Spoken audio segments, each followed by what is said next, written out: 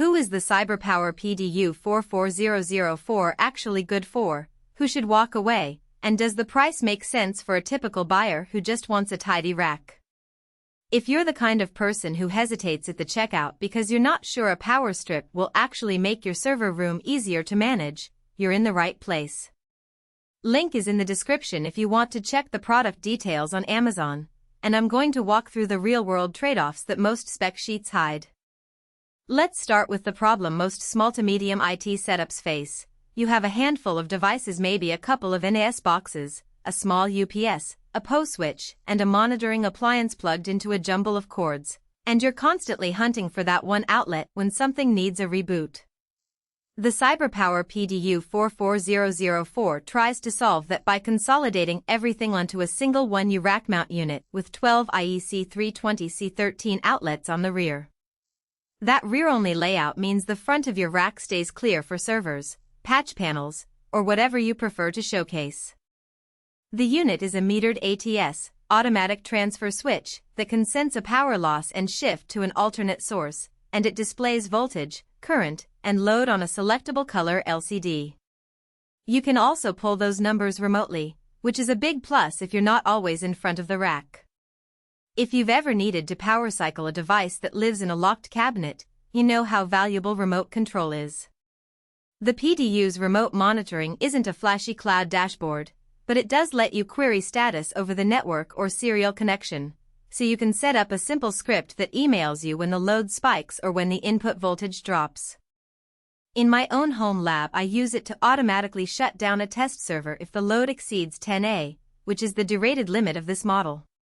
That safety margin gives me peace of mind because the unit will trip before it ever reaches its 15A nameplate rating. For a modest rack of 3 or 4 devices, that 12A ceiling is usually plenty. Now, who really benefits from those features?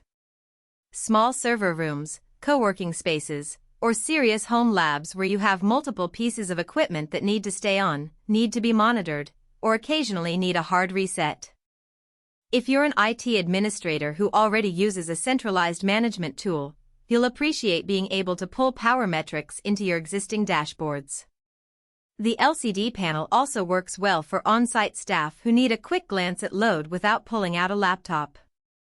And because the unit is only 1 rack unit tall, it fits in dense environments where every millimeter of vertical space counts.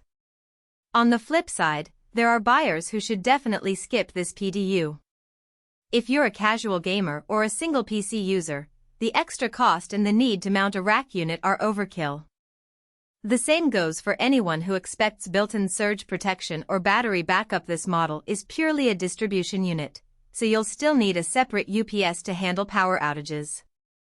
The derated 12A rating also means you can't plug in high-draw equipment like a powerful GPU workstation or a large array of PO cameras without carefully calculating your load. And because all the outlets are on the rear, you'll need enough clearance behind the rack to run the power cords, which can be a headache in cramped server closets.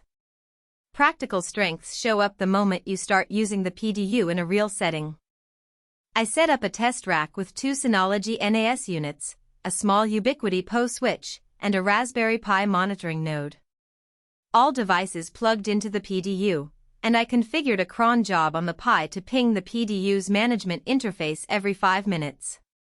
When the load spiked because a backup job kicked in, I got an email alert before the UPS even sensed anything.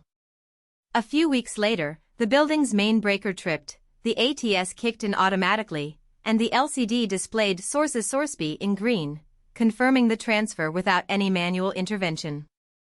That kind of hands-off reliability is exactly what a small business wants when the IT staff isn't on site 24/7. Weaknesses are more about expectations than outright failures. The remote interface uses a basic web page that isn't as polished as some higher-priced competitors, so you might spend a little extra time learning the navigation.